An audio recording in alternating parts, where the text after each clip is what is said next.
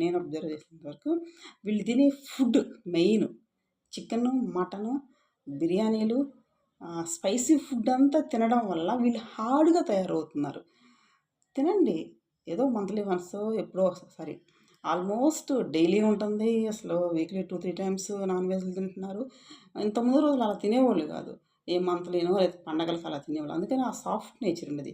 Crime rate కూడా ఇప్పుడు పెరుగుతుంది చూడండి. ఇంతకుముందు అంత ఉండేది కాదు. ఎందుకంటే ఆ తినే ఫుడ్డు వీళ్ళ మీద అంత ఎఫెక్ట్ చూపిస్తే రఫ్‌గా అవుతారనమాట. హార్డ్‌గా అవుతారు. వాళ్ళకి అంత స్మూత్ రెస్పాన్స్ అనేది వాళ్ళు ఇవ్వరనమాట. ర్యాష్ వేలోనే వాళ్ళు ఆన్సర్ ఇస్తుంటారు.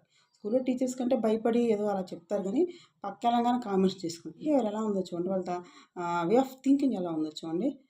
Because of this media. Main mobiles. Mobiles ఇచ్చేస్తారు. వాళ్ళు ఏం చూస్తున్నారో నథింగ్ ఏం పట్టించుకోరు. అసలు క్రైమ్, బ్లడ్, ఆ వైలెన్స్ అసలు పిల్లలు చూడకూడదు.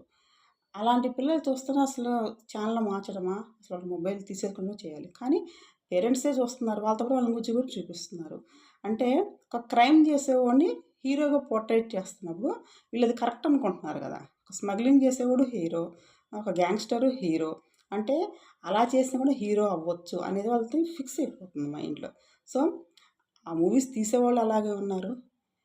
పేరెంట్స్ కూడా వీళ్ళని ఎంకరేజ్ చేస్తూ వాళ్ళతో పాటు చూస్తున్నారు కాబట్టి వీళ్ళు అలా అవుతున్నారు.